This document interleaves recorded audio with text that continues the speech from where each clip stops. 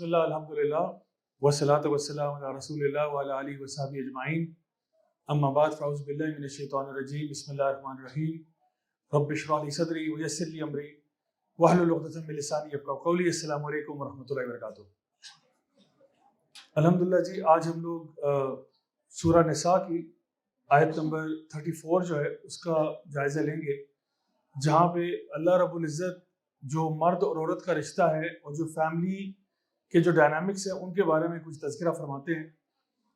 اللہ سبحانہ وتعالیٰ ارشاد فرماتے ہیں الرجال قوامون علی النساء بما فضل اللہ بعضهم علی بعض، کہ اللہ تعالیٰ نے مردوں کو عورتوں کے اوپر ایک قوام بنایا ہے، یعنی کہ پروٹیکٹر بنایا ہے، ڈیفینڈر بنایا ہے، مینٹینر بنایا ہے.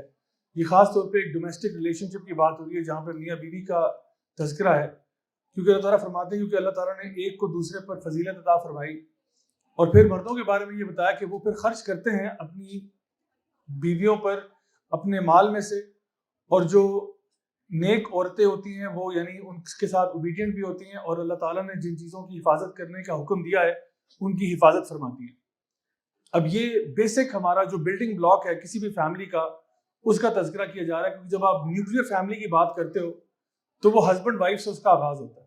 اگر آپ پوری امت کا جائزہ لیں تو پوری امت جو ہے وہ کہاں سے شروع ہوتی ہے؟ وہ شروع ہوتی ہے ہسبینڈ وائف سے. ہسبینڈ وائف ہوتے ہیں تو آگے سے بچے ہوتے ہیں، اور پھر یہ ایک فیملی بنتی ہے. بہت ساری فیملیز جو ہے وہ مل کر ایک کمیونٹی بناتی ہیں، بہت ساری کمیونٹیز جو ہے وہ مل کر ایک سوسائٹی بناتی ہیں، بہت ساری سوسائٹیز مل کر ایک شہر بناتی ہیں، بہت سارے شہر مل کر ایک ملک بناتے ہیں، اور ملک مل کر ایک امت بنا دیتے ہیں. تو بلڈنگ بلاک سٹارٹ کہاں سے ہوتا ہے؟ وہ ہسبینڈ وائف سے سٹارٹ ہوتا ہے. تو اگر اسی ہسبینڈ وائف کے ریلیشن شپ میں درار ڈل جائے تو آپ سمجھیں کہ آپ کی جو پوری سوسائٹی ہے اس کے اندر ایک کینسر جو ہے وہ لگ گیا ہے، جس کی وجہ سے یہ پورا معاشرہ ڈس انٹیگریٹ کر جائے گا، جو کہ اس وقت آپ کو نظر آ رہا ہے ویسٹرن ورلڈ میں ان کے جو سوشل سسٹم ہے اس کے ساتھ یہ معاملہ چل رہا ہے. تو ہو سکتا ہے کہ آپ اکنامکلی تو ڈیولپ کر رہے ہیں، لیکن یہ اکنامکس بھی زیادہ دیر جاری نہیں رہ سکتی جبکہ آپ کی سوسائٹی کی جو سوشل فیبرک ہے وہ بالکل تباہ و برباد ہو چکی ہے. تو ہمارے خلاف آپ دیکھ لیں وہ سیموئل ہنٹنگٹن کی جو کتاب تھی کلیش آف سویلائزیشنز، اور اس کے بعد جو کچھ بھی ہم نے دیکھا پوری دنیا میں ہوا مسلم امت کے ساتھ، آہستہ آہستہ ہمارے سسٹمز کو توڑا گیا.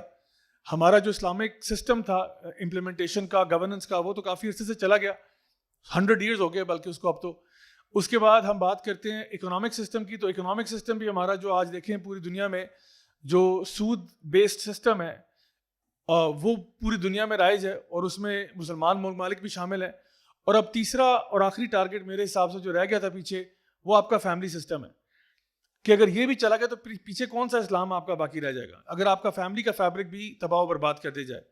تو اس وقت ہم تھوڑا سا یہ کہہ سکتے ہیں کہ چلیں ویسٹرن ورلڈ سے ہمیں کیا ایک ایڈوانٹیج ہے، وہ یہ ہے کہ الحمدللہ ہمارے جو فیملی کے ویلیوز ہیں ہم نے ابھی تک ان کو سم ہاؤ اور دی ادر مینٹین کیا ہوا ہے. لیکن یہ کوئی دور بات نہیں ہے کہ اللہ نہ کرے کل کو ہماری یہ فیملی ویلیوز بھی چلے جائیں اور ہم لوگ وہی ویسٹرن نیریٹو جو ہے وہ گھول کے پی جائیں، اور ہم بھی یہ سمجھیں کہ بھئی انڈیویجولسٹک معاشرہ ہونا چاہیے، ہر بندہ انڈیویجول کے طور پہ زندہ رہے، فرد کے طور پہ زندہ رہے، کلیکٹیو کچھ بھی نہیں ہونا چاہیے. تو اب یہ جو ہمارے سامنے ایک چیلنج ہے وہ یہ ہے کہ سب سے پہلے تو یہ پتہ چلے کہ اس وقت جو ہمارے اوپر ایک سسٹم ہے وہ ہم کہتے ہیں اسٹیٹ سینٹرک سسٹم ہے، ایز اپوز ٹو جو اسلامک سسٹم ہے وہ فیملی سینٹرک ہے. تو اسٹیٹ سینٹرک سسٹم کیا ہوتا ہے اس کی بریف آپ کو بتاؤں اگر اگزامپل، تو وہ یہ ہے کہ پچھلے 100 سال میں یا 150 سال کے اندر نیشن سٹیٹس وجود میں آئی ہیں. تو آپ کے پاس پاکستان ہے، انڈیا ہے، بنگلہ دیش ہے، آپ کے پاس مطلب یونائٹڈ اسٹیٹس ہے، اور ڈفرینٹ ممالک آپ کے گلف کنٹریز ہیں اینڈ سو آن. یہ تقریباً نیشن سٹیٹس جو ہیں یہ سب کے سب جو ہیں یہ 100-150 سال کے اندر بنی ہیں. ہماری جو انڈیپینڈنس ہے وہ 1947 کی ہے. تو اسی طرح سے آپ دیکھیں کہ یہ 100 ایئرس کے اندر سارا معاملہ ہوا ہے. اچھا، ان نیشن سٹیٹس کے اندر یاد رکھیں جب ہم بات کرتے ہیں نا، اب خاص طور پہ جو ٹرم فیمنزم کی بات ہوتی ہے یا ویمن امپاورمنٹ کی بات ہوتی ہے، کیونکہ ویسٹرن ورلڈ کی طرف سے جو نیریٹو آتا ہے وہ یہ آتا ہے کہ جی ویمن امپاورمنٹ ہونی چاہیے، نو ڈاؤٹ اباؤٹ اٹ. لیکن بات یہ آپ کی پاور سے مراد کیا ہے، what do you mean by power. تو اب پاور کو ڈیفائن کرنا پڑے گا. تو وہ پاور کو یوں ڈیفائن کرتے ہیں کہ نیشن سٹیٹس کے اندر جو پاور ہوتی ہے وہ 3 اداروں کے پاس ہوتی ہے.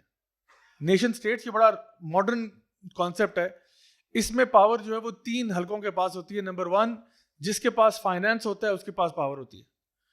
ایک ملک کے اندر جو بھی فائنانس کنٹرول کرتا ہے اس کے پاس طاقت ہوتی ہے, جو ملٹری کنٹرول کرتا ہے اس کے پاس طاقت ہوتی ہے, جس کے پاس ٹینک ہیں, بم ہیں, ویپنز ہیں, وہ پاور ہے اس کے پاس, اور جو آپ کی انفارمیشن فلو کنٹرول کرتا ہے اس کے پاس بھی پاور ہے. انفارمیشن فلو کے اندر 2 ادر سب کیٹیگریز ڈال دیں, ایک ہے انسٹیٹیوشنلائز اسکولنگ اور دوسرا ہے میس میڈیا, اینڈ آج کل ہمارا جو ماڈرن ڈیجیٹل میڈیا ہے وہ بھی اس میں شامل ہے. کیونکہ جو انسٹیٹیوشنلائز اسکولنگ ہے اس کے ذریعے آپ کسی شخص کو ہیرو اور کسی شخص کو ولن بنا سکتے ہو. فار ایگزامپل پاکستان کے اندر اگر آپ کسی اسٹوڈنٹ سے پوچھیں کہ جی ٹیپو سلطان کے بارے میں آپ کا کیا خیال ہے, تو وہ شاید یہ کہیں گے کہ بھائی وہ ایک فریڈم فائٹر تھے. لیکن یہی چیز اگر آپ اکراس دا بارڈر پوچھیں گے تو وہ کہیں گے کہ وہ انتہائی ٹیررسٹ آدمی تھا. تو اب آپ کے اوپر ڈیپینڈ کرتا ہے کہ آپ اپنی اسکولنگ کے اندر کس کو ہیرو بناتے ہیں اور کس کو ولن بناتے ہیں, کیونکہ یہی چیز ہے جو آپ اپنے بچوں کو پڑھا رہے ہیں اور سکھا رہے ہیں, اور بچے اسی کو لے کر آگے بڑھیں گے. تو ہمارے یہاں جو انسٹیٹیوشنلائز اسکولنگ ہے یہ بچوں کی ذہن سازی کرتی ہے, اور 0 سے لے کر 14-15 ایئرس تک اچھا خاصا ہم ان کو پڑھا چکے ہوتے ہیں کہ اب ان کا ذہن بن چکا ہے کہ جی ہم نے کس طرف جانا ہے. تو جس کے ہاتھ میں انسٹیٹیوشنلائز اسکولنگ ہے, جس کے ہاتھ میں میس میڈیا ہے, وہ کنٹرول کرتا ہے, جس کو آج کل پروپیگنڈا وارفیئر بھی کہتے ہیں. ایکچولی یہ term propaganda warfare world war 2 سے کائنڈ آف آبسلیٹ ہو گئی ہے. اب اس کو انفارمیشن مینجمنٹ کہتے ہیں. پروپیگنڈا وارفیئر اب نہیں کہتے, اب کہتے ہیں انفارمیشن مینجمنٹ ہے, کون سی انفارمیشن دینی ہے, کون سی نہیں دینی, اور کون سی انفارمیشن کس طریقے سے پریزنٹ کر کے دینی ہے تاکہ آپ کا کنسنٹ جو ہے وہ مینوفیکچر کیا جائے. As Noam Chomsky says in his book Manufacturing Consent, کہ اب جو ہے نا ان نیشن اسٹیٹس کے اندر کنسنٹ کو مینوفیکچر کیا جاتا ہے. تو یہ ہیں 3 پاور سٹرکچرز کسی بھی نیشن کے اندر. تو اب نیچرل سی بات ہے, اگر آپ ویمن امپاورمنٹ کی بات کریں گے تو اس کا سادہ ترجمہ یہ ہوگا کہ خواتین کو انہی شعبوں میں ڈال دو, خواتین کو ملٹری میں بھیج دو, خواتین کو جو ہے جہاں پہ بھی انفارمیشن فلو ہے وہاں ڈال دو, اور جہاں فائنانس ہے وہاں ڈال دو, تو وومن امپاور ہو جائے گی. اور اگر مین کو بھی امپاورمنٹ چاہیے تو ان کو بھی انہی 3 اسٹیشنز میں ڈال دیا جائے. لیکن سوال یہ کہ ان 100 سال سے پہلے جب یہ نیشن اسٹیٹس نہیں تھیں تب کیا ہوتا تھا؟ تب جو تھا وہ ایج آف ایمپائرز تھی. ایمپائرز ہوتی تھیں, Roman empire, Persian empire, Islamic empire. تو اب ایمپائر جو ہوتی تھی نا وہ کوئی اس کا کوئی نقشہ ایسا سچ نہیں تھا. یعنی اگر آپ یہ کہیں نا جیسا پاکستان کا نقشہ ہے فکسڈ ہے, یا انڈیا کا نقشہ فکسڈ ہے, یا XYZ کنٹریز کا نقشہ فکسڈ ہے, وہ فکس نہیں ہوتا تھا, وہ حسب ذائقہ چینج کرتا رہتا تھا. تو اگر آپ مجھ سے پوچھیں کہ جی یہ اسلامک اسٹیٹ کا, اسلامک ایمپائر کا نقشہ بنا دیں, تو میرا آپ سے پہلا سوال ہوگا کس سال کی بات کر رہے ہیں ہم؟ کیا آپ نبی کریم صلی اللہ علیہ وسلم کے ٹائم کی بات کر رہے ہیں, یا خلافت عثمانیہ کی بات کر رہے ہیں, یا آپ سیدنا ابو بکر کے دور کی بات کر رہے ہیں, یا سیدنا عمر کے ٹائم کی بات کر رہے ہیں, کس ٹائم کی بات کر رہے ہیں؟ کیونکہ depending on the year the map will change. اسی طرح سے اگر میں آپ سے کہتا ہوں کہ بھائی رومن ایمپائر کا ذرا نقشہ بنا دیں, تو اگین آپ کی طرف سے سوال آنا چاہیے کہ کس سال کی بات کر رہے ہیں, کیونکہ رومن ایمپائر بھی جو ہے وہ بڑھتی کرتی رہی ہے. That has how it is always been, and likewise with the Persian empire and so on. اچھا, تو اس ٹائم پہ کیا ہوتا تھا, اسٹیٹ کے پاس کئی مطلب اختیارات ہوتے تھے, لیکن جو فیملی سسٹم ہوتا تھا نا وہ بائی اینڈ لارج بہت سی چیزوں کا رسپانسبل ہوتا تھا. یعنی فیملی کے اندر فار ایگزامپل قبیلے ہوا کرتے تھے. آج بھی ہمارے ان قبیلوں کے کچھ آثار موجود ہیں. ہم کہتے ہیں جی ہم جٹ ہیں, بٹ ہیں, گجر ہیں, ارائی ہیں, راجے ہیں, خواجے ہیں. یہ سارے کے سارے کیا ہیں, قبائل ہیں. اور ہوتا یہ تھا کہ جتنا قبیلہ بڑا ہوتا جاتا ہے اتنے قبیلے میں پاور آ جاتی ہے. اور قبیلہ جو ہے وہ کیا کرتا ہے, ان سب کے پاس ایک انکم ہے, چاہے وہ ایگریکلچر کے تھرو ہو یا بزنس کے تھرو ہو. اور ہوتا یہ کہ پریٹی مچ جتنے بھی لوگ قبیلے کے اندر ہیں وہ similar socio economic frame work کے اندر ہیں. آج ایسا نہیں ہے. میں آپ کو کہوں گا کہ آپ سوچیں ذرا کہ آپ کی اپنی فیملی میں, آپ کے اپنے قبیلے میں کتنے ایسے لوگ ہیں جو اس وقت پاورٹی لائن کو ٹچ کر رہے ہیں, اور کچھ ایسے لوگ بھی ہوں گے جو بہت امیر ہیں. یہ ڈائیورسٹی کیوں آئی؟ اس لیے آئی کیونکہ سب اپنا اپنا کھیل رہے ہیں. نیوکلیر ہو گئے, ہاں جی یہ میاں بیوی بچے لیدا ہو گئے, یہ میاں بیوی بچے لیدا, یہ فرسٹ سٹیپ ہے. بڑی فیملی سے چھوٹی فیملیز کی طرف آنا کہ یہ آپ اپنا اپنا کھیلیں, آپ اپنا کھیلیں, آپ اپنا کھیلیں. اب ہو یہ رہا ہے کہ ایک جو ہے وہ بہت اوپر نکل گیا, ایک بیچارہ پیچھے چلا گیا. اور آج کے اس سسٹم کے اندر نا وہ جو ہر فیملی میں ایک بھولا ہوتا تھا یا ہر فیملی میں ایک پپو ہوتا تھا, وہ پپو یا بھولا ہوتا تھا جو بیچارہ تھوڑا سا مینٹلی اس لیول پہ نہیں ہے, تھوڑا سلو ہے. تو آج اس کا خیال رکھنے والا کوئی نہیں ہے. پہلے نہ ہوتا تھا, وہ سسٹم کے اندر ہی مرج ہو جاتا تھا, کیونکہ سارے کما رہے ہیں, سارے کھا رہے ہیں, تو اگر کوئی بھولے ایک دو آ بھی گئے ہیں تو کوئی بات نہیں, the system will take care of it, the family system will take care of it.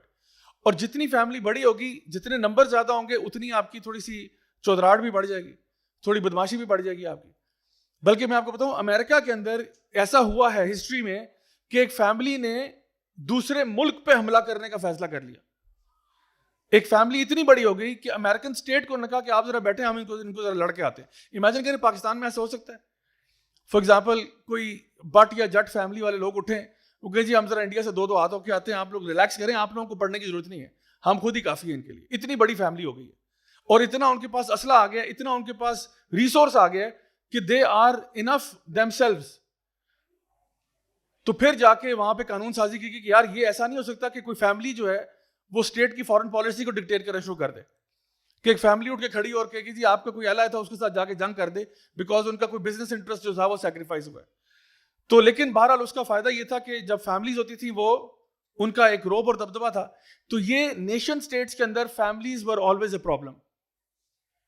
جب آپ کنٹرول چاہتے ہو لوگوں پہ تو دیکھیں پھر آپ یہ اتنی بڑی بڑی فیملیز آپ افورڈ نہیں کر سکتے, کیونکہ اصل میں اسٹیٹس کو کنٹرول کرنے میں نا وہ ڈیوائڈ اینڈ کانکر والا رول چلتا ہے. آپ کو لوگوں کو بائیفرکیٹ کرنا پڑتا ہے. تو it is in the interest of the nation state کہ لوگ جو ہیں وہ علیحدہ علیحدہ رہیں, کہیں کلیکٹیو نہ ہو جائے, یعنی سب کے اندر ایسی چیز سامنے نہ آئے جب بڑے بڑے قبیلے سامنے آ جائیں اور ان سے ہمیں لڑنا پڑ جائے. کیونکہ دیکھیں اگر آپ کسی کو یہ کہتے ہو نا کہ جی آپ you join the state and you fight for democracy and you fight for these intangible قسم کی ٹرمز ہوتی ہیں, let's fight for democracy, let's fight for Liberty. تو اس کے لیے کوئی بندہ کیسے کہے گا کہ ٹھیک ہے I will fight for democracy and liberty but how much are you going to pay me, پیسے کتنے دو گے اس کے. لیکن خدا کی قسم اگر آپ کو اپنے خاندان کے لیے لڑنا پڑ جائے نا تو پھر آپ پیسے نہیں مانگتے. آپ کو اگر یہ پتا کہ میرے قبیلے کے اوپر کسی نے حملہ کیا, آپ کہتے ہو آئی ول فائٹ فار فری, اور میں اپنی جان قربان کر دوں گا, کیونکہ یہ ایک زیادہ سیکرڈ آپ کہہ لیں کہ ٹرسٹ ہے, یہ ایک زیادہ سیکرڈ کوڈ ہے جس کو آپ ڈیفینڈ کر رہے ہو. تو اس لیے بڑی فیملیز نا خطرناک ہوتی ہیں. یعنی اگر ایک بہت بڑی آپ نیشن اسٹیٹ کی بات کریں تو بڑی فیملیز ہونا ان کے فائدے میں نہیں ہے. تو جب یہ لبرلزم پھیلنا شروع ہوا پوری دنیا میں تو لبرلزم کو سب سے بڑا خطرہ جو تھا نا وہ بڑی فیملیز کے ساتھ تھا, کہ اگر آپ نے لبرلزم کو پھیلانا ہے, کیپٹلسٹک معاشرہ کرنا ہے, انڈیویجولزم کو پروموٹ کرنا ہے, تو پھر یہ فیملیز کو ہمیں کٹ ڈاؤن کرنا پڑے گا.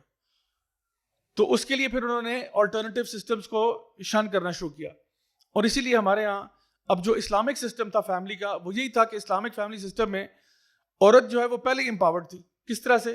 کیونکہ آپ دیکھیں کہ اگر میں یہ بات کرتا ہوں کہ ایک عورت ہے وہ کسی کمپنی میں کام کرتی ہے اور اس کے نیچے دو اس کے لوگ ہیں جو اس کو رپورٹ کرتے ہیں, وہ سپروائزر ہے, دو لوگ اس کو رپورٹ کرتے ہیں, تو آپ کہیں گے اس عورت کے پاس سرٹن اماؤنٹ آف پاور ہے, کیونکہ یہ ایک ہے اس کے نیچے دو لوگ اس کو رپورٹ کرتے ہیں. لیکن میں اگر کہتا ہوں کہ اس دو کے بجائے اب میں اگلے دن 4 لوگ کر دیں اس کے نیچے, تو آپ کہیں گے یقیناً اس کی پاور بڑھ گئی ہے, بیکاز پہلے 2 لوگ رپورٹ کرتے تھے اب 4 لوگ رپورٹ کرتے ہیں. لیکن یہی معاملہ اگر میں فیملی میں لے جاؤں اور میں کہوں کہ ایک عورت کے 2 بچے ہیں جو اس کو رپورٹ کرتے ہیں, جو اس کے لیے جینا مرنا پسند کرے گے, اب اس کے 4 بچے ہو گئے, تو پاور بڑھ گئی ہے کم ہو گئی ہے؟ تو from the same perspective power بڑھ گئی ہے. لیکن آج کل کے اس میں کہتے ہیں نہیں دیکھو نا یہ عورت کے لیے اوپریشن ہے. حالانکہ عورت جتنی بڑی اس کی فیملی ہوتی ہے, جتنا بڑا اس کا کنبہ ہوتا ہے, ٹیکنیکلی ایک فیملی سسٹم کے اندر اسٹرینتھ بڑھ رہی ہوتی ہے اس کی. اور آپ دیکھیں کہ ہماری فیملیز میں یہ مثالیں موجود ہیں کہ ہماری دادی اماں, ہماری نانی اماں اکثر گھر کے اندر ڈان ہوتی ہیں, کیونکہ اسٹیٹسٹیکل ڈیٹا نے شو کیا ہے کہ دادا حضور اور نانا حضور جلدی دنیا سے چل بسیں گے. یہ سٹیٹس ہیں. تو پیچھے پھر دادی اماں رہ جائیں گی, نانی اماں رہ جائے گی. اچھا, ان کے جو بیٹے ہیں وہ سارے کے سارے اماں جی کو سلام کریں گے, کیونکہ ان کو ہمارا دین سکھاتا ہے کہ ماں کے پیر تلے جنت ہے, اور ماں کا درجہ جو ہے وہ باپ سے بھی 3 گنا اوپر بیان کیا گیا ہے, وہ زیادہ ڈیزرونگ ہے تمہارے رسپیکٹ کی, تمہارے پیار کی, تمہاری محبت کی. تو ہم تو اپنے ماں کے لیے جانیں قربان کرتے ہیں. تو وہ سارے کے سارے ماں کو اپنی سیلریاں بھی لا کے دیتے ہیں, بزنس کو بھی سارا بتاتے ہیں, گھر کے سارے فیصلے اماں جان کر رہی ہوتی ہیں. مجال ہے کہ اماں جان کے فیصلوں کے علاوہ کچھ ہو جائے گھر کے اندر, سوال ہی پیدا نہیں ہوتا. تو امیجن کریں وہ جو دادی اماں یا نانی اماں ہوتی ہیں, اب ان کے بچے ہیں اور بچوں کے بھی بچے ہیں. یعنی نانی اماں, میری نانی اماں اللہ تعالیٰ ان کو جنت نصیب کرے, ان کے 6 بچے تھے, 6 بچوں کے آگے 4 4 5 5 سب کے بچے ہیں. تو وہ ملٹیپلیکیشن افیکٹ دیکھیں, ان کا جو بیڈ روم تھا نا وہ سمجھ لیں کہ ان کا ہیڈ کوارٹر تھا. ہر روز شام کو محفل وہیں سجتی تھی, سارے وہاں پہ آ کے, یعنی ڈائننگ روم میں کھانا کوئی نہیں کھاتا تھا, ان کے بیڈ روم میں روز کھانا کھاتے تھے آ کے, اور ان کے گھر میں رونق اور یہ سب کچھ. اور جب میں ویسٹ میں گیا, انگلینڈ میں جب میں گیا, تو میں نے دیکھا کہ وہاں پہ جو بڈھی بڈھا رہ رہے ہوتے ہیں ساتھ, وہ کتنی ان کی سیڈ زندگی ہیں. اور میں ان کے ساتھ باتیں کرتا اور مجھے بتاتے کہ جی ہمارے بچے تو 16-17 سال کی عمر میں گھر چھوڑ کے چلے گئے, اور بچے ہم نے کیے بھی 2 ہی تھے, تو ایک ادھر نکل گیا ایک وہاں نکل گیا, اب ہم اکیلے ہیں. اور اب بوڑھی عمر میں کوئی ہمارا خیال رکھنے والا نہیں, بلکہ مجبوراً پھر ہمیں اولڈ ہوم میں جانا پڑتا ہے, بیکاز گھر پہ کوئی بھی نہیں ہے خیال رکھنے والا. اور ریسنٹلی ایک سکینڈل ہوا NHS میں, جہاں پہ کچھ انگلینڈ کی نرسز جو ہیں وہ ایسے پیشنٹ جن کا حافظہ کمزور تھا, بوڑھے فار ایگزامپل جو ہے نا, مطلب خاتون جو ہے ان کی ڈیتھ ہو گئی اور وہ انکل وہاں پہ رہ گئے ہیں, انکل کا حافظہ کمزور ہے اور وہ نرس آتی ہے اور روز ان کے پیسے شیسے چرا کے لے جاتی ہے, اور کتنوں کا نقصان کروا دیا انہوں نے اس طرح سے. تو اس طرح کے تو معاملات چل رہے ہیں ان کے. لیکن ہمارے یہاں تو ہمارے لیے ماں باپ کی عزت کرنا, خاص طور پہ ان کی بڑی عمر میں, یہ ہمارے لیے بہت بڑے اعزاز کی بات ہے. بلکہ ہمارے ماں باپ تو ہمارے جنت کے دروازے ہوتے ہیں. ہمارے لیے جنت کمانے کا سب سے آسان طریقہ ہے یہ کہ ماں باپ کی ہم خدمت کریں. تو جس طرح ایک عورت اپنے لیول میں اوپر اٹھتی ہے نا فیملی سسٹم کے اندر, اس کی امپاورمنٹ بڑھتی جاتی ہے. شی رائزز ان رینکس. پہلے وہ میجر ہوتی ہے, پھر کرنل ہوتی ہے, پھر بریگیڈیئر ہوتی ہے, پھر جنرل لگ جاتی ہے. تمہاری نانی اماں کسی جرنیل سے کم نہیں ہوتی جتنی ان کی پاور اتھارٹی گھر میں ہوتی ہے. تو وہ ان سے کوئی بندہ کہ کسی نانی اماں ہم امریکہ سے آئے ہیں آپ کو امپاور کرنے, وہ اپنے گھر جاؤ بہن میں پہلے ہی امپاورڈ ہوں. تم نے ایسی امپاورمنٹ دیکھی نہیں ہوگی کہ جتنا روب اور دبدبہ میرے پاس ہے تمہارے پاس کیا ہے. تو یہ ہمارا فیملی کا سسٹم ہوا کرتا تھا, اور اسی فیملی کے سسٹم میں تربیہ بھی ہو رہی ہے, اور تربیت کا پرائمری فنکشن جو تھا وہ مطلب خواتین کے ہاتھ میں تھا. جو انسٹیٹیوشنلائز اسکولنگ ہے, جو میس میڈیا, وہ خاتون کے ہاتھ میں. روزی روٹی کمانے کا ذمہ جو تھا وہ اللہ تعالیٰ نے مردوں کے ساتھ ڈال دیا کہ یہ آپ کمائیں گے. ہاں, عورت اگر کمانا چاہے وہ کما سکتی ہے, لیکن جو بھی وہ کمائے گی وہ اسی کا ہوگا. لیکن مرد جو کمائے گا اس میں پورا حصہ عورت کا بھی ہے اور بچوں کا بھی ہے. بزنس اگر ہو رہا ہے, فیملی بزنس ہے, اس میں بھی اس کا شیئر ہے, وراثت میں بھی اس کو حصہ ملا ہوا ہے, ہر چیز اس کو ملی ہوئی ہے. اور وہ گھر بیٹھ کے پاپ کارن کھائے, اس کو کوئی اس کے اوپر جو ہے نا بلیم نہیں ہے, کیونکہ اس کا پرائمری فنکشن کیا ہے کہ اس نے میک شور کرنا ہے کہ گھر میں جو میرے بچے ہیں ان کی تربیت صحیح ہو جائے. نیپولین نے کیا کہا تھا, give me great mothers and I will give you a great nation. مجھے تم مائیں اچھی لا دو, میں تمہیں قوم بنا کے دکھاتا ہوں قوم کیا ہوتی ہے. یہ مائیں ہوتی ہیں جو اپنے بچوں کو بتاتی ہیں بیٹا خبردار جو تو نے 1 روپے کی بھی کرپشن کی, اگر تو 1 روپیہ بھی ایکسٹرا لے کے آیا نا میں تجھے پوچھوں گی. وہ ماں ہوتی ہے جو دیکھتی ہے کہ بھائی بیٹا جو ہے اس کی سیلری لاکھ روپے کی ہے, اور بیٹا جو ہے وہ 4 کروڑ کی V8 لینڈ کروزر لے کے گھر آ رہا ہے, تو ماں تو پوچھے گی کہ بیٹا تیری سیلری لاکھ روپے کی ہے, 4 کروڑ کی گاڑی گھر کیسے آئی ہے, اور اگر یہ حرام کے پیسے سے آئی ہے تو اس کو دفع کر دے یہاں سے, میں اس کو دیکھنا نہیں چاہتی, میں نے تجھے اس طرح نہیں پالا. یعنی مائیں ہوتی ہیں جو اس طرح کے لوگ پیدا کرتی ہیں, جیسے امام مالک ہیں, امام ابو حنیفہ ہیں, شیخ الاسلام ابن تیمیہ ہیں, خالد بن ولید ہیں. یہ مائیں ہوتی ہیں جو اس طرح کے بیٹے پیدا کرتی ہیں. تو نیپولین نے صحیح کہا تھا کہ give me great mothers and I will give you a great nation. اور ہمارا دین بھی یہ کہتا ہے کہ اللہ تعالیٰ نے مردوں کو بھی ایک رول دیا ہے, عورتوں کو بھی ایک رول دیا ہے اس پورے سیٹ اپ کے اندر. اسلام جو ہے وہ کیا حقوق دیتا ہے عورتوں کو, میں کچھ بیسک سی چیزیں آپ کے سامنے ذکر کر دیتا ہوں. رائٹ ٹو ایجوکیشن بھی ہے, علم کا حاصل کرنا ہر مسلمان مرد اور عورت دونوں پہ فرض ہے, اس میں کوئی اختلاف نہیں رہا. جس طرح ایک مرد سٹیزن آف دا اسٹیٹ ہوتا ہے, جس طرح مرد بیعت کرتے ہیں عورت بھی بیعت کرتی ہے, تو یہی چیز آپ ووٹنگ پہ اپلائی کر لیں. رائٹ ٹو ووٹ بھی ہے, رائٹ ٹو انہیریٹنس بھی ہے, وراثت میں حصہ بھی ہے. گو کہ بیٹی کا جو حصہ ہوتا ہے, بہن کا حصہ بھائیوں سے آدھا ہوتا ہے, لیکن بھائی کی جو آؤٹ پٹ ہے وہ کوئی 5 گنا زیادہ ہے. یعنی بھائی جو ہے اس نے خرچہ اپنی بیوی پہ بھی کرنا ہے, اگر باپ فوت ہو گیا تو ماں پہ بھی کرنا ہے, اگر بہن کوئی ڈیورس ہو کے آ گئی اس پہ بھی کرنا ہے, اپنے بچوں پہ بھی خرچہ کرنا ہے. اور بہن جس کو آدھا حصہ مل رہا ہے وراثت کا, اس نے کس پہ خرچہ کرنا ہے؟ کسی پہ نہیں. کون ڈیپینڈنٹ ہے؟ کوئی ڈیپینڈنٹ نہیں ہے.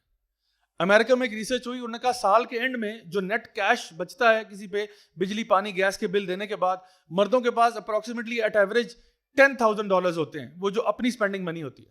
عورتوں کے پاس آن ایوریج $14,000 ہوتے ہیں. یہ امریکہ کی بات ہو رہی ہے. آپ یہ چیز پاکستان یا کسی مسلم ملک میں نکالیں گے نمبرز اور زیادہ ملیں گے آپ کو, کیونکہ وہاں پھر وہ کہتے ہیں چلو جی آپس میں برابر کر لیتے ہیں, لیکن پھر بھی اس کے باوجود عورتوں کے پاس اسپینڈنگ کیش زیادہ ہوتا ہے. اسی لیے مارکیٹنگ کمپنیز عورتوں کو ٹارگٹ زیادہ کرتی ہیں. یہ شیمپو لے لیں, یہ کنڈیشنر لے لیں, یہ فائزہ بیوٹی کریم لگا لیں, یہ سارے کے سارے ٹارگٹ عورتوں کو زیادہ ٹارگٹ کیا جاتا ہے بنسبت مردوں کے, کیونکہ ان کو پتہ ہے پیسہ ان کے ہاتھ میں. تو اس کے ساتھ ساتھ یہ کہ ڈومیسٹک وائلنس کو اسلام ڈسکریج کرتا ہے.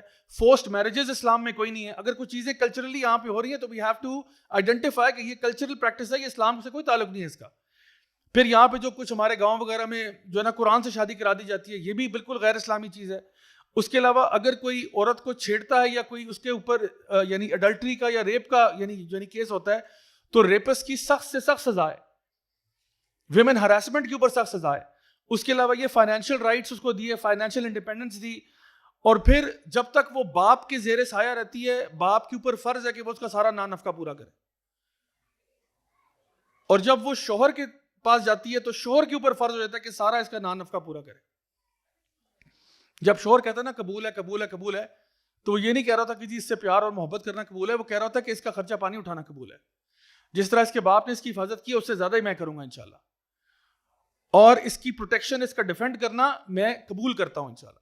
نبی کریم صلی اللہ علیہ وسلم کی حدیث آپ نے فرمایا اگر ایک مرد جو ہے وہ اپنے بیوی بچوں کا دفاع کرتے ہوئے مر جائے, اپنے بیوی بچوں کا اور اپنے مال کا دفاع کرتے ہوئے مر جائے, یہ شہید ہے. یہ کہا کہ جی ملک کو کی حفاظت کر رہا تھا, دین اسلام کے لیے لڑ رہا تھا, نہیں, صرف اپنے بیوی بچوں کو پروٹیکٹ کرتے کرتے مر جائے, یہ بھی شہید ہے. وہ یہ نہیں کہتا کہ بیگم باہر کوئی کھٹ کھٹ ہوئی ہے, آپ پہلے جا کے ذرا دیکھیں نا, تو میں آتا ہوں انشاءاللہ, آپ چلے, میں پیچھے سے وائپر لے کے آ رہا ہوں, آپ چلے. تو ایسا وہ نہیں کرتا. یہ انتہائی شرمناک بات ہوگی کہ وہ اگر اپنی بیگم کو آگے کر دے اور کہے کہ آپ کو میں ایز اے ہیومن شیلڈ استعمال کروں گا, تو ایسا نہیں ہے. تو ہمارا دین جو ہے اس معاملے میں بڑا کلیئر ہے کہ مردوں کے کرنے والے کام کیا ہیں, یعنی بڑے کلیئر جینڈر رولز ہیں جو ہمارا دین آئیڈینٹیفائی کرتا ہے. تو یہی وہ جینڈر رولز ہیں جن کو آج ویسٹ جو ہے وہ توڑنے کے اوپر تلا ہوا ہے. میں آپ کے سامنے کچھ مثالیں رکھتا ہوں اور میں آپ کو یہ ثابت کروں گا کہ جو فیمنسٹ موومنٹ ہے یہ اسی لیے انٹروڈیوس کرائی گئی. اتنا ٹائم نہیں کہ میں ساری ہسٹری آپ کو بتاؤں, لیکن فیمنسٹ موومنٹ انٹروڈیوس ہی اس لیے کرائی گئی کہ جو فیملی سسٹم ہے اس کو توڑا جائے. عورتوں کو حقوق نسواں کے چکر میں یہ کہا جائے کہ تم اپنے گھر سے باہر نکلو, تم بھی کام کرو, تم بھی وہ رول اپنا لو جو تمہارا ٹیکنیکلی بنتا نہیں ہے, تم بریڈ ارنر بنو, فیملی کے لیے پرووائڈ کرو, اور اس سے تم امپاور ہو جاؤ گی. اور ایک سب سے بڑی جو اسٹڈی ہے فیمنسٹ موومنٹ کے اوپر, اس کا نام ہے the paradox of declining female happiness, 1970 سے لے کے 2005 تک ہوئی. اور وہ اسٹڈی جو ہے نا, یہ پوری فیمنسٹ موومنٹ کے منہ پہ تماچا ہے. کیوں تماچا ہے؟ کیونکہ اس پوری اسٹڈی کے اندر 35 ایئرس کی لانگیٹیوڈنل اسٹڈی, سب سے بڑی اسٹڈی فیمنزم کے اوپر, اور اس کا نیٹ رزلٹ یہ نکلا کہ جب سے فیمنزم پھیلنا شروع ہوا, خواتین کہہ رہی ہیں ہمارا ہیپینس کم ہونا شروع ہوئی, کیونکہ اب ہمارے پہ ڈبل برڈن پڑ گیا, کیونکہ بچے پھر بھی ہم ہی نے پیدا کرنے ہیں, اوپر سے ہمیں آپ کہہ رہے ہیں آپ جا کے جاب بھی کریں, نوکری کریں, فیکٹری میں کام کریں, فلاں کریں, یہ تو ڈبل برڈن پڑ گیا. 9 to 5 کے بجائے 9 to 7 کام کریں کہ جی یہ میری امپاورمنٹ ہے, مجھے پیسے مل رہے ہیں, یہ مجھے نہیں چاہیے ایسے پیسے. وہ تو میں پہلے بہتر تھی کہ گھر میں بیٹھ کے آرام سے سکون میں ہسبینڈ گھر پیسے لے کے آتا تھا, سب کچھ میرا خرچہ پانی سب ٹیکن کیئر آف تھا. تو اب جو ہے وہ ہسبینڈ بھی کہہ رہا ہے کہ بیگم چونکہ فیمنزم کی بات آ رہی ہے تو اب تو ایکوالٹی کی بات ہوگی, ایسا کریں لاسٹ ٹائم بجلی کا بل میں نے دیا تھا, اس دفعہ آپ دے دیں, پچھلی دفعہ جو ہے ہم ریسٹورینٹ گئے تھے تو میں نے بل دیا تھا, اس دفعہ آپ بل دیں. لیکن ہمارے لیے تو ایز مسلمز بڑی شرم کی بات ہوگی کہ ہم ریسٹورینٹ میں جائیں اور بیگم سے کہیں کہ بل آپ دیں. یہاں تو یہ انڈرسٹوڈ بات ہے. تو اللہ تعالیٰ نے مردوں کو ایک خاص طریقے سے پیدا کیا, عورتوں کو ایک خاص طریقے سے پیدا کیا, مردوں کو مردوں والے کام بتائے, عورتوں کو عورتوں والے کام بتائے. یعنی اللہ تعالیٰ نے مردوں کو فزیکل اسٹرینتھ زیادہ عطا فرمائی. جس طرح ایون ایک فیمنسٹ جو ان کی سیکنڈ ویو فیمنزم کی ایک بہت بڑی ایکٹیوسٹ بھی ہیں اور آتھر بھی ہیں, سیمون ڈی بووا, جن کی جو کتاب ہے سیکنڈ سیکس, اس کا جو چیپٹر ہے بایولوجی کا, اس میں لکھتی ہے کہ men and women are extremely different, اور مینشن کرتی ہیں کہ یہ یعنی فزیولوجیکلی, سائیکولوجیکلی, ایموشنلی ہر اعتبار سے ڈفرنٹ ہے. ڈی این اے بھی فرق ہے, you know bone density, muscle mass, سب فرق ہے. اور وہ کہتی ہیں there is virtually no sport in which women can beat men, but at the same time women کے پاس ایک ایسا ایموشنل کمپوننٹ ہے جو مردوں کے پاس نہیں ہے. وہ کیا ہے, جو ہے نا وومن کے پاس مٹرنل انسٹنکٹس ہیں, ماں کی ممتا ہوتی ہے, باپ کی بپتا کا تو میں نے کبھی نہیں سنا. تو جو ماں کی ممتا ہے وہ اس کو انکریج کرتی ہے کہ وہ she is very well suited for roles like teaching یا نرسنگ یا میڈیسن. اس میں خواتین نیچرلی بڑا اچھا فٹ کرتی ہیں, اور مرد جو ہے وہ نیچرلی جو ٹفر جاب رولز ہیں جہاں پہ فزیکل ایکسرسائز بھی زیادہ ہے, یا اسٹیم سبجیکٹس ہیں, science, technology, engineering and math, اس میں مین کا جنرل ایپٹیٹیوڈ ہے وہاں پہ.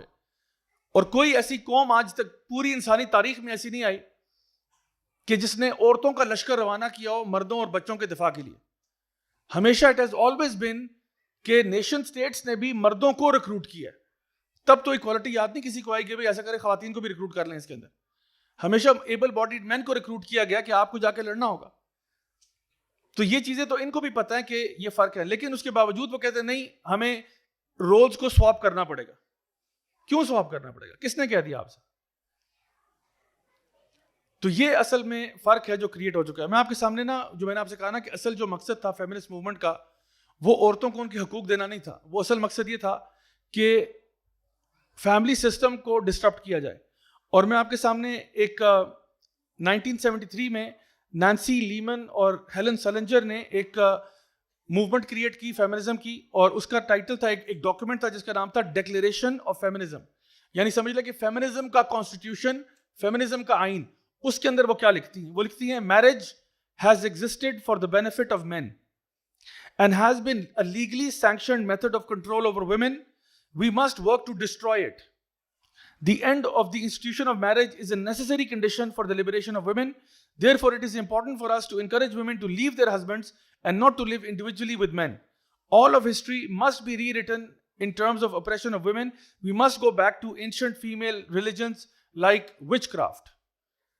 پھر جنات اور کالا جادو گھوم پھر کے آ ہی جاتا ہے. جو ٹاپک میں شروع کرتا ہوں گھوم پھر کے ہم ادھر ہی آ جاتے ہیں. تو آپ دیکھیں کہ یہ کیا کہہ رہے ہیں کہ مطلب marriage has existed for the benefit of men. یہ ذرا گھر جا کے سوچئے گا کہ شادی کرنے سے زیادہ فائدہ کس کو ہو رہا ہوتا ہے. گھر جا کے نا آرام سکون سے سوچئے گا کہ زیادہ فائدہ کس کو ہوتا ہے. اور پھر یہ دیکھیں کہ یہ اوپنلی کہہ رہے ہیں اپنے مینیفیسٹو میں کہ we must destroy the institution of marriage. Clear cut family system پہ حملہ نہیں ہے تو یہ اور کیا ہے؟ آگے سنیں. آپ کو لگتا ہوگا شاید یہ میں نے کوئی رینڈم آرٹیکل اٹھا لیا. نہیں, آگے سنیں ذرا. آگے یہ ویوین گارنک ہے, پینسلوینیا اسٹیٹ یونیورسٹی کی پروفیسر ہے, 1980s میں لکھتی ہیں being a housewife is an illegitimate profession. The choice to serve and be protected and plan toward being a family member is a choice that shouldn't be. The heart of radical feminism is to change that. تو کہہ رہی ہے کہ یہ choice ہی نہیں ہونی چاہیے ایک عورت کے پاس کہ وہ شادی کرے یا نہ کرے. شادی نہیں کرنی اس نے, یعنی ہمیں مسٹ کر دینا چاہیے کہ کوئی عورت شادی نہیں کرے گی.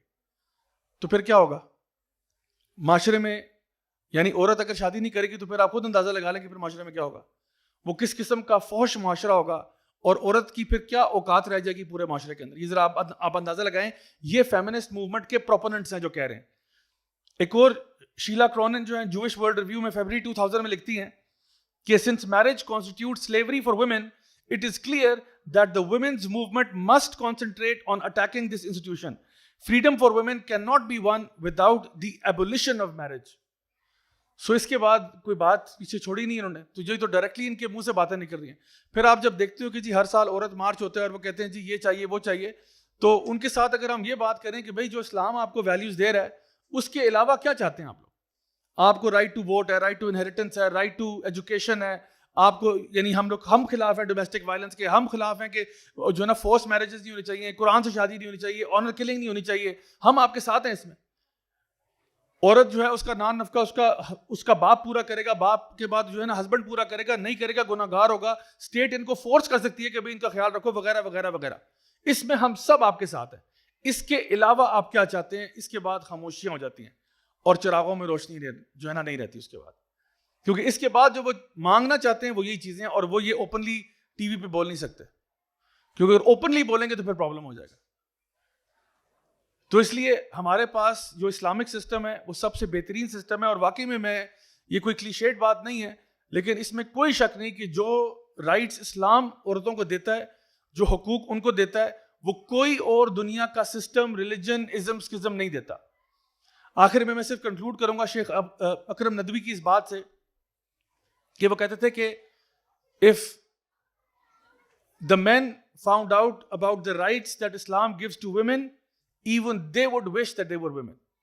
اگر مردوں کو یہ پتا چل جائے کہ اصل میں اسلام کتنے حقوق عورتوں کو دیتا ہے اور کتنا ان کا خیال رکھتا ہے, کتنا ان کا ریگارڈ کرتا ہے, مرد بھی یہ خواہش کریں کاش ہم عورت ہوتے. عورت اگر ایک ماں ہے تو 3 گنا زیادہ اس کا درجہ بتا دیا گیا باپ کے اوپر. یعنی from the point of view of the child ماں زیادہ ڈیزرو کرتی ہے آپ کی محبت کو. اگر ہسبینڈ وائف کی بات کی جائے تو ہسبینڈ کو یہ کہا گیا, نبی کریم صلی اللہ علیہ وسلم نے فرمایا کہ تم میں سے بہترین وہ ہیں جن کا اخلاق سب سے اچھا ہے, اور ان میں سے بھی سب سے بہترین وہ ہیں جو اپنے فیملی کے ساتھ, اپنی بیوی کے ساتھ سب سے اچھے ہیں. اگر کسی کی 3 بیٹیاں ہیں اور وہ ان کو صحیح طریقے سے پال پوس کے بڑا کرتا ہے, صرف یہ نہیں کہ 3 بیٹیاں ہوں گی تو جنتی ہو کے, نہ بیٹیاں ہیں اور ان کو صحیح طریقے سے پال پوس کے, کوئی امتیازی سلوک نہیں کرنا, اس طرح سے بڑا کرے گا تو نبی نے فرمایا صلی اللہ علیہ وسلم نے کہ میں اور وہ جنت میں ایسے ہوں گے. اور اللہ بھلا کرے ان صحابی کا جنہوں نے کہا یا رسول اللہ اگر 2 بیٹیوں ہم نے کہا 2 والا بھی ایسے ہوگا. تو یہ عزت اور یہ کوئی بیٹوں کے بارے میں ایسی کوئی حدیث نہیں ہے. تو آپ خود سوچیں کہ کیا عزت اور مقام دیا گیا. اور ہمارے لیے یہ بہت اعزاز کی بات ہوتی ہے کسی بھی مرد کے لیے کہ وہ اپنی فیملی کو پروٹیکٹ کرے, ڈیفینڈ کرے اور اپنی جان بھی اس میں دے دے تو اس کو اس میں کوئی غم نہیں ہوگا. تو الحمدللہ ہمارا دین جس قسم کے بھی رائٹس دیتا ہے وہ بات کرتا ہے ایکوالٹی اس سینس میں کہ اللہ کے نزدیک دونوں برابر ہیں. جو ان اکرمکم عند اللہ اتقاکم, جس کا تقوی زیادہ ہوگا وہ اللہ کے نزدیک بہتر ہوگا. لیکن اللہ تعالیٰ نے مردوں کو بھی کچھ کام دیے کرنے والے, کچھ رسپانسبلٹیز دیں, عورتوں کو بھی کچھ رسپانسبلٹیز دیں. دونوں تبھی بیسٹ طریقے سے فنکشن کریں گے جب دونوں اپنی اپنی فیلڈز میں بہترین پرفارمنس دیں. میری دعا ہے کہ اللہ تعالیٰ ہم سب کو اسی پر عمل کرنے کی توفیق عطا فرمائے, ہماری غلطیاں کو تاہیاں گناہوں کو معاف فرمائے اور ہمارے دلوں کو اور ہمارے گھروں کو قرآن مجید کے نور سے منور فرمائے. جزاکم اللہ خیرا والسلام علیکم ورحمۃ اللہ وبرکاتہ.